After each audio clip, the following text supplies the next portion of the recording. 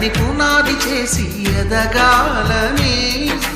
తరిమే వాళ్ళని హితులుగా తలచి ముందుకెళ్ళాలని,